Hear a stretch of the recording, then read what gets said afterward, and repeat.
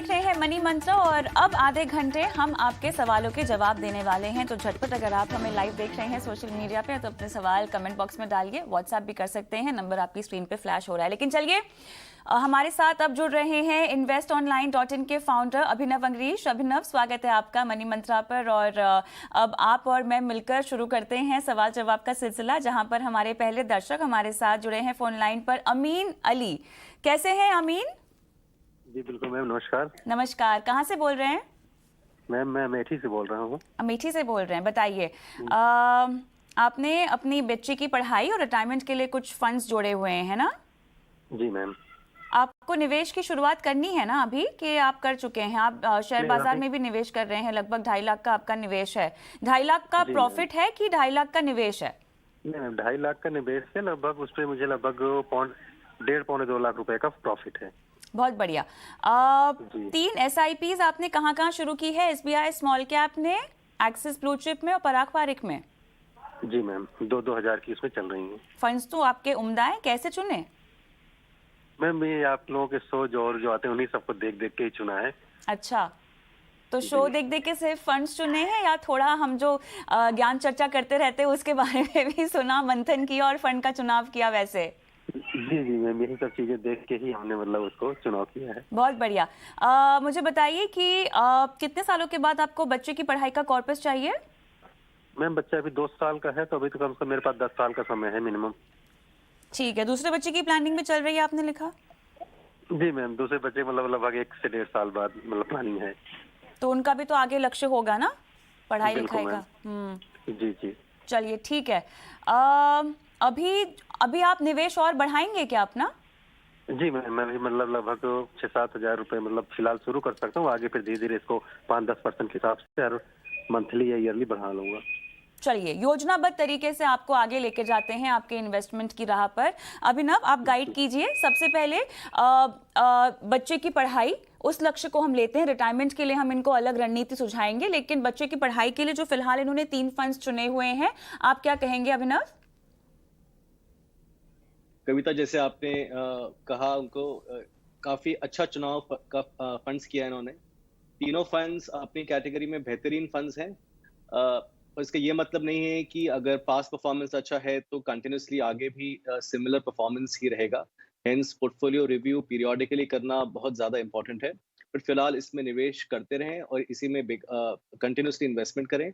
और जैसे वो रिकमेंड कर रहे थे कि वो आगे चल के इन्वेस्टमेंट बढ़ा सकते हैं, तो मैं स्ट्रांगली रिकमेंड करूंगा कि वो इन्वेस्टमेंट भी बढ़ाएं इन्हीं 3 स्कीमों में। इन 3 स्कीम्स में पोर्टफोलियो है, एज लॉन्ग एज ये कंसिस्टेंटली इसको कंटिन्यू रखें, मेरे ख्याल से ये तीनों स्कीम्स इन्हें काफी अच्छा रिटर्न दे सकते हैं over a period of time. अब जो इनका दूसरा क्वेश्चन था, which was more towards retirement and जो इनके आने वाले बच्चे के लिए प्लान करना चाहते हैं, कम से कम 5 से 7 हज़ार से ये मिनिमम स्टार्ट करें। और जो उनका अमाउंट बढ़ाने की भी वो प्लान कर रहे हैं, वो एकदम करेक्ट तरीका है।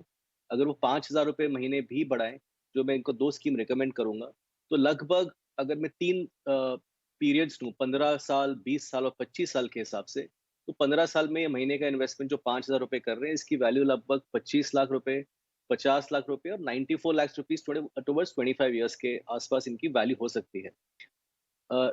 हालांकि ये नंबर्स 25 लाख, 50 लाख या 95 लाख काफी अच्छे लगते हैं सुनने में, but actually because of inflation ये रुपी का डी वैल्यू काफी हो जाता है। एग्जाम्पल के तौर पे, अगर ये 15 साल के लिए इन्वेस्ट करते हैं जिसकी वैल्यू 25 लाख होगी, एक्चुअली रुपी के हिसाब से उसकी वैल्यू सिर्फ 10 लाख रुपए ही होगी आज के जमाने के हिसाब से। तो उनको अकॉर्डिंगली प्लान करना है। हेंस जो ये हर साल टॉपअप की बात कर रहे हैं कि मैं 5-10% बढ़ा सकता हूँ, ये बहुत ही इंपॉर्टेंट है। उन्हें वो डेफिनेटली कंटिन्यू करना ही चाहिए। ऑलराइट, चलिए, तो यहाँ पर निवेश तो आपको साफ तौर से बढ़ाना ही पड़ेगा अमीन। रिटायरमेंट की जहाँ तक बात है, क्या उसके लिए आपने कुछ कॉर्पस सोचा हुआ है?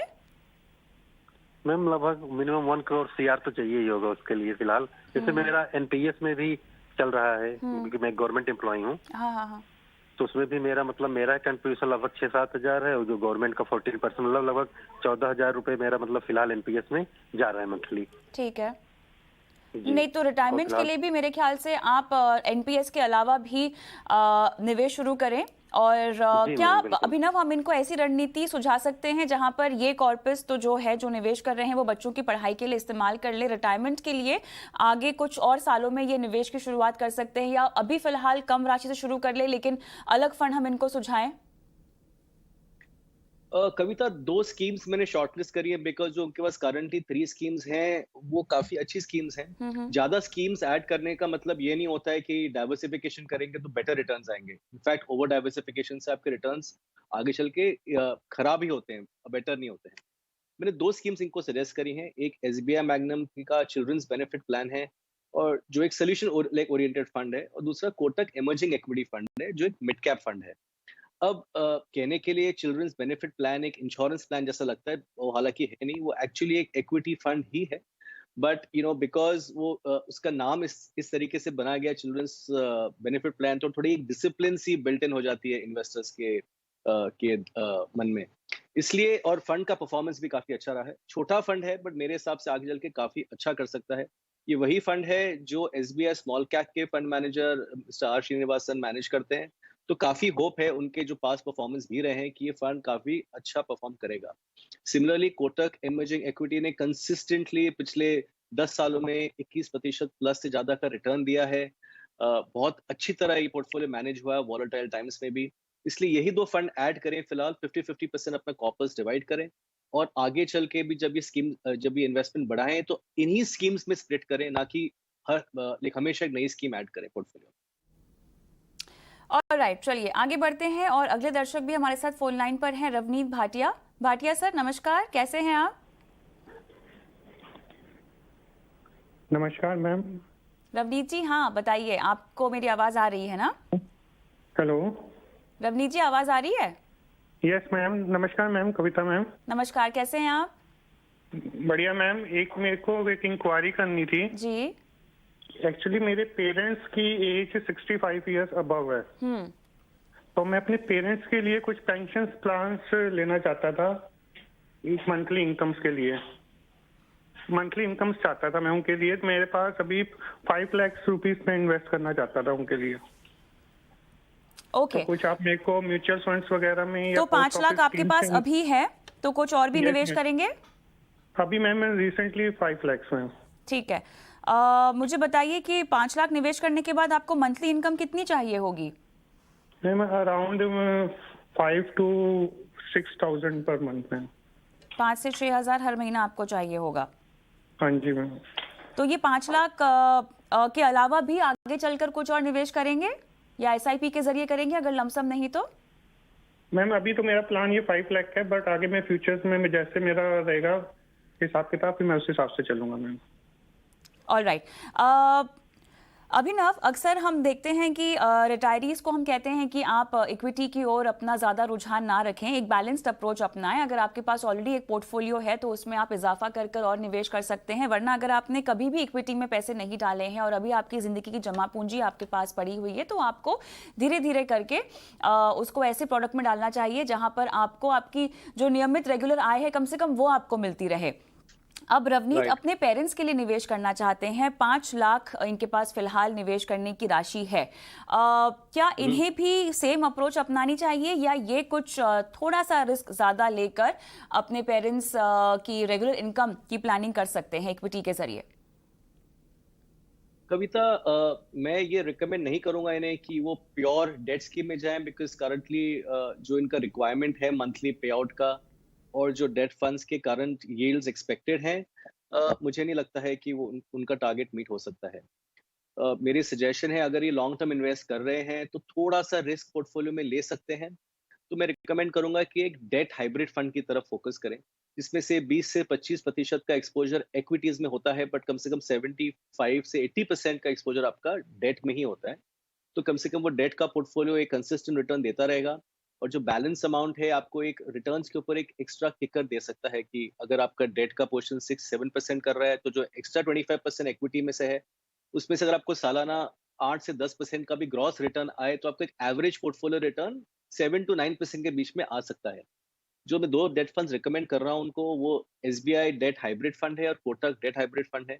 हालांकि इन फंड्स ने पिछले 10 सालों में भी करीबन 10% सालाना का रिटर्न दिया है। मैं नहीं कहूंगा कि आप इसी के प्लान के हिसाब से चलें, क्योंकि जो ये विड्रॉल मंथली बात कर रहे हैं, जो इनको मंथली रिक्वायरमेंट से 5 से 6 हजार रुपए महीने की, इसका मतलब सालाना 12 से 15% तक का इनको एक्चुअल विड्रॉल चाहिए। मैं ये स्ट्रांगली इनको रिकमेंड नहीं करूंगा। मैं सजेस्ट करूंगा कि अब महीने 2.5 से 3 हजार से ज्यादा विड्रॉ ना करें सिस्टमैटिक विड्रॉल प्लान के थ्रू, ना कि डिविडेंड के थ्रू, अनलेस क्योंकि डिविडेंड्स आर टैक्सेबल। अगर इनके पेरेंट्स ज्यादा हायर टैक्स ब्रैकेट में नहीं है तो डिविडेंड ऑप्शन भी चूज कर सकते हैं, बट अपनी अमाउंट ऑफ विड्रॉल 2.5 से 3 हजार रुपए से ज्यादा नहीं करें 5 लाख के कॉर्पस पे, बिकॉज इससे आपका over a period of time principal amount भी इफेक्ट हो सकता है। तो कॉन्जर्वेटिवली चलें, और अगर अमाउंट बढ़ा सकते हैं आगे चल के तो इन्हीं स्कीम्स में भी ऐड कर सकते हैं।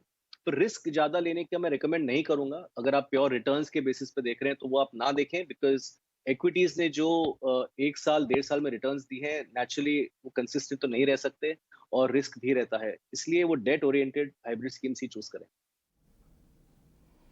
ऑल राइट, रवनीत जी, आपको सलाह समझ में आ गई है? Yes ma'am. और राइट, आगे बढ़ते हैं। उन्नी कृष्णन जी हमारे साथ फोन लाइन पर हैं और इन्हें भी रिटायरमेंट को लेकर ही अपनी प्लानिंग करवानी है। मुझे अच्छा बहुत लग रहा है यहाँ पर रिटायरमेंट एज अ गोल को लेकर लोगों में अवेयरनेस आ गई है, जागरूकता आ गई है और जितना जल्दी हो सके लोग इसके लिए प्लानिंग करना चाहते हैं, इन्वेस्टमेंट की शुरुआत करना चाहते हैं। उन्नी कृष्णन जी बताएं, क्या आपने इससे पहले निवेश किया है म्यूचुअल फंड्स में? क्या नमस्कार। या नमस्कार। मैंने निवेश किया हुआ है, लाइक अच्छा। ऑलरेडी मेरे पास पराग पारिक फ्लेक्सी फंड है, okay Mirae Asset large cap है and ICICI Prudential equity and डेब्ट फंड है। ओके तो ये 3 फंड मेरे पास ऑलरेडी अवेलेबल है, बट देन मेरा करंट एज इज 47 नाउ। तो मैं जस्ट अभी और 13 साल के लिए कोई इन्वेस्टमेंट करना चाहता हूँ which will help me for the retirement perspective. I am okay for any aggressive approach which will be helping me on my retirement time. मुझे ये बताइए, रिटायरमेंट के लिए आपने कितना कॉर्पस अपना सोचा है? समवेयर अराउंड 1 लाख मंथली आना चाहिए। अभी जो निवेश कर रहे हैं उसकी राशि कितनी है? 25K मंथ है मेरा SIP।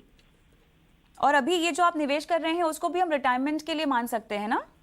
राइट। एक बार आप फंड्स के नाम दोहराएंगे, मैं नोट नहीं कर पाई हूँ और आपने शायद अपने सवाल में भी नहीं दिया है। पराग पारिक का फ्लेक्सी कैप है, पराग पारिक फ्लेक्सी कैप है, Mirae Asset large cap, okay, ICICI Prudential equity and डेब्ट फंड। ऑलराइट, मेरे ख्याल से आपका चुनाव तो सही है। अभिनव, आपने यहाँ पर इनको रिटायरमेंट प्लान्स सजेस्ट कर रखे हैं HDFC के, ICICI प्रू के। इसके अलावा मैं चाहती हूँ, क्योंकि ये अग्रेसिव इन्वेस्टर हैं और बोल भी रहे हैं कि इन्होंने अभी जो 3 फंड्स के नाम दिए हैं रिटायरमेंट के लिए ही इनको काउंटिंग कर रहे हैं। 1 लाख रुपए इन्हें हर महीना चाहिए, 25,000 रुपए अभी फिलहाल कर रहे हैं। 13 साल के बाद 1 लाख रुपए के लिए इनको और कितना निवेश करना चाहिए? अप्रोक्सीमेट फिगर अगर आप बता सके। कविता, अगर मैं अज्यूम करूं कि 5 से 6% का सालाना रिटर्न इनको कोई फिक्स इनकम प्रोडक्ट से आएगा, तो लगभग इन्हें 2 से 2.25 करोड़ रुपए का एक ग्रॉस कॉर्पस क्रिएट करना चाहिए। अब अगर मेरे पास 13 साल ही बचे इन्वेस्टमेंट करने के लिए, तो इनका करंट इन्वेस्टमेंट 25,000 से लेके करीबन 50 से 55,000 तक को इनको बढ़ाना चाहिए। बिकॉज अगर मैं 12% का एनुअल रिटर्न्स भी अज्यूम करूं, तभी जाके 2.25 करोड़ का मैं कॉर्पस एक्सपेक्ट कर सकता हूं। अगर मैं 2.25 करोड़ का कॉर्पस 5 to 6% फिक्स यील्ड में रखूं, तब जाके मुझे क्लोज टू अबाउट लाख रुपए तक का मैं एक रिटर्न एक्सपेक्ट कर सकता हूं मेरे कॉर्पस से। जो मैंने 2 स्कीम्स रिकमेंड करी हैं वो HDFC retirement saving, ICICI Pru retirement funds हैं। ये दोनों scheme actually equity based schemes ही हैं, ना कि आप जिस स्कीम का नाम है आप उस पर ज्यादा फोकस करें। एक्चुअली काफी अच्छी स्कीम्स हैं और काफी लॉन्ग टर्म इन्वेस्टमेंट के लिए ही ये पोर्टफोलियो बनाया गया है। इन 2 स्कीम्स में बिसाइड्स अपनी जो एग्जिस्टिंग स्कीम्स है, अगर वो इसमें निवेश करें तो मेरे हिसाब से अपना कॉर्पस कंफर्टेबली रीच कर सकते हैं। बट नेचुरली इन्हें इसके लिए अपनी इन्वेस्टमेंट मोर देन डबल बढ़ानी पड़ेगी। 25,000 से लेके लगभग 55,000 महीना इन्हें करना पड़ेगा। मुझे नहीं पता करंट इनका कॉर्पस अमाउंट कितना हो गया है 25,000 के इन्वेस्टमेंट पे, पर मैं अज्यूम कर रहा हूँ कि इन्हें रिसेंटली स्टार्ट करा है, तो इन्हें अपना कॉर्पस करीबन 30,000 से महीने का इन्वेस्टमेंट 30,000 से महीने का बढ़ाना चाहिए। अंतर्राष्ट्रीय फंड आप इनको रेकमेंड करेंगे, और साथ ही आईसीआईसीआई का इक्विटी और डेट फंड जो इनके पोर्टफोलियो में है, इस पर भी मैं आपकी राय चाहती हूँ। कब से निवेश कर रहे हैं उन्नी कृष्णन जी इस फंड में? 1 साल हुआ है। हाँ, करीबन 1 साल। सभी में 1 ना? साल हुआ है करीबन, या 1 साल हुआ है। ठीक है, ठीक है। आप निवेश बढ़ाएंगे ना आगे चलकर, जैसा कि अभिनव ने आपको हाँ, रेकमेंड किया है? राइट ठीक है। Right right. तो अभिनव, क्या हम इनको इंटरनेशनल फंड रेकमेंड कर सकते हैं? कविता, मैं ज्यादा फेवर नहीं करता इंटरनेशनल फंड्स का। इसके काफी रीजंस हैं। एक मोस्ट इम्पॉर्टेंट रीजन, ये जो फॉरेक्स की जो वॉलेटिलिटी होती है वो इवेंचुअली पोर्टफोलियो पे काफी इफेक्ट करती है। और जैसा कहते हैं कि अगर घर में ही खाना इतना स्वादिष्ट है तो हम बाहर क्यों जाएं। सो हमारे यहाँ पे इतने सारे ऑप्शंस हैं इन्वेस्ट करने के, तो हम क्यों इंटरनेशनल फंड्स की तरफ अपना इन्वेस्ट करें? कोई सेंस नहीं बनता है मेरे हिसाब से। काफी अच्छे ऑप्शंस हैं जो इनके पास ऑलरेडी हैं। इक्विटी एंड डेट फंड एक बेसिकली मिक्स है, more like a balance fund, थोड़ा सा slightly aggressive towards equity compare to debt. अगर 13-15 साल का इन्वेस्टमेंट है तो मेरे हिसाब से इन्हें ये कॉन्जर्वेटिव, थोड़ा सा मॉडरेटली अग्रेसिव अप्रोच है इन्वेस्टमेंट का, इक्विटी एंड डेट। मेरे हिसाब से इक्विटी एंड डेट में इन्वेस्ट करके कोई सेंस नहीं बनता, बिकॉज 13 से 15 साल का अगर निवेश पीरियड है तो इन्हें अग्रेसिव ही होना चाहिए। और ये एसआईपी के थ्रू इन्वेस्ट कर रहे हैं।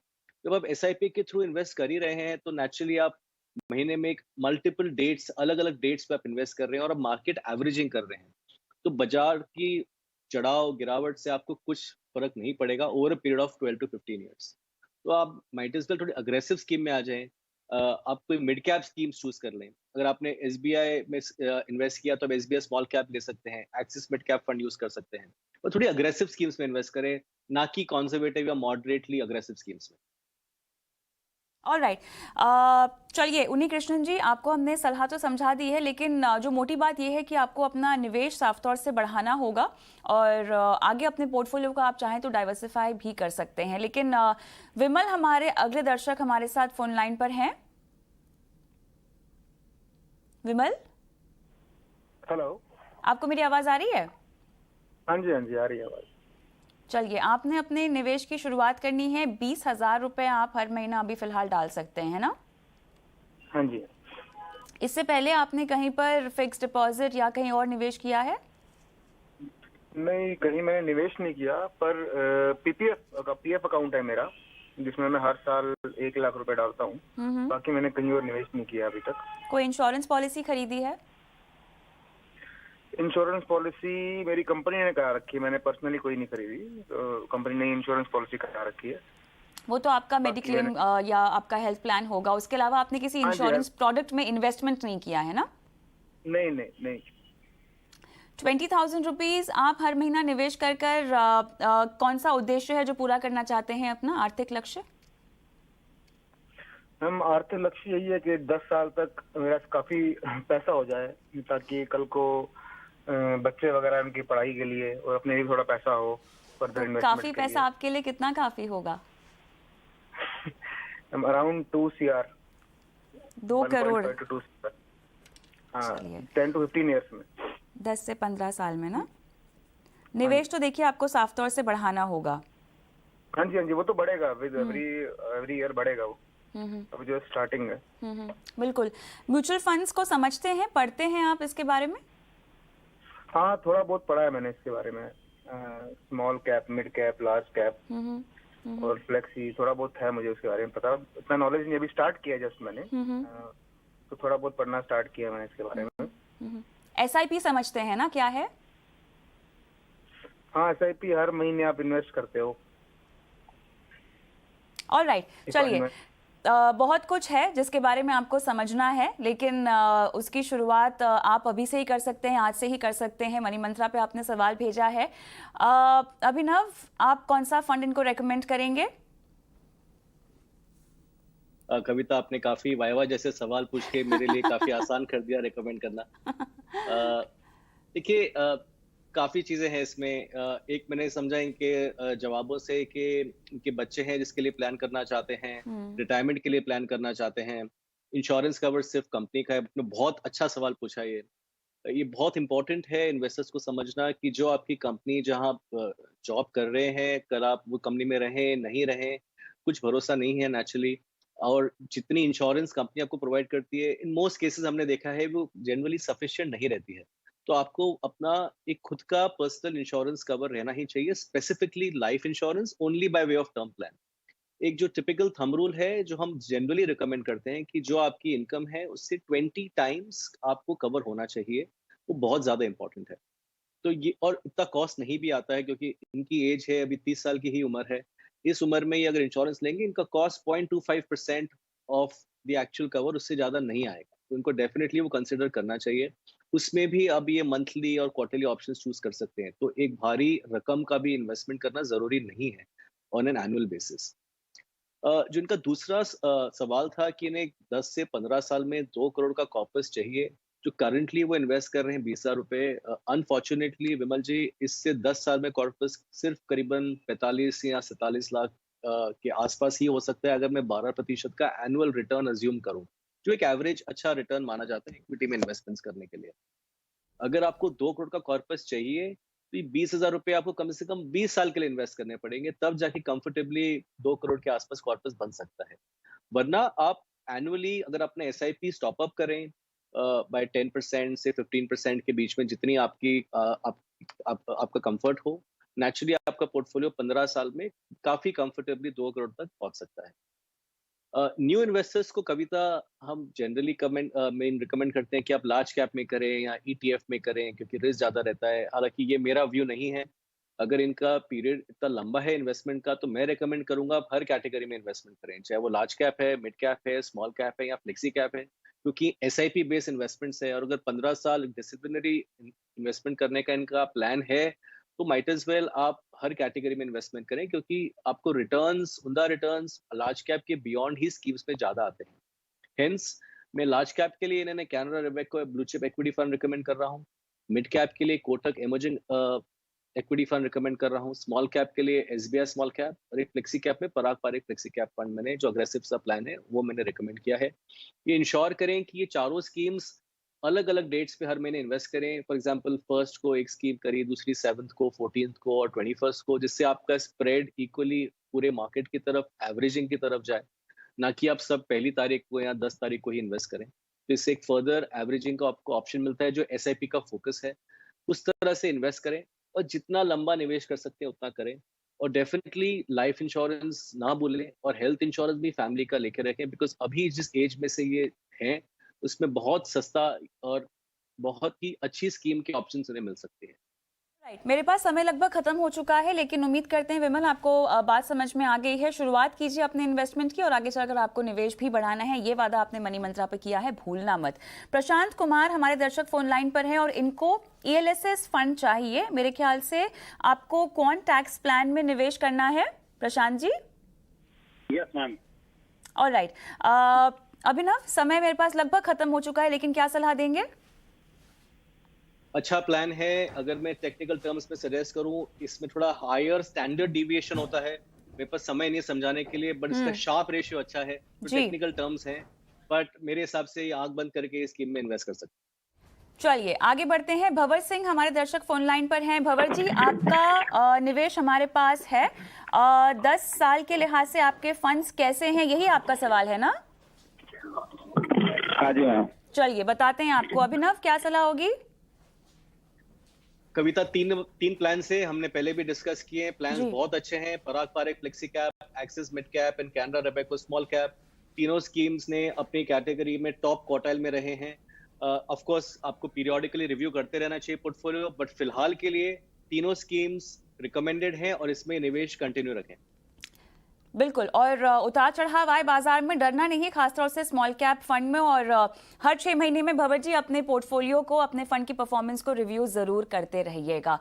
इसी के साथ अभिनव, बहुत बहुत शुक्रिया, आपने समय निकाला, मनी मंत्रा पर आए और लोगों को फाइनेंशियल प्लानिंग में उनकी सहायता की। मुझे भी इजाजत दें मनी मंत्रा पर, लेकिन इस वादे के साथ कि आप शो लगातार देखते रहेंगे, सोशल मीडिया पर अपने सवाल भी हमें भेजेंगे और व्हाट्सएप करेंगे अपने सवाल हमें 9619873567 पर। यह हमारा नंबर है। नमस्कार।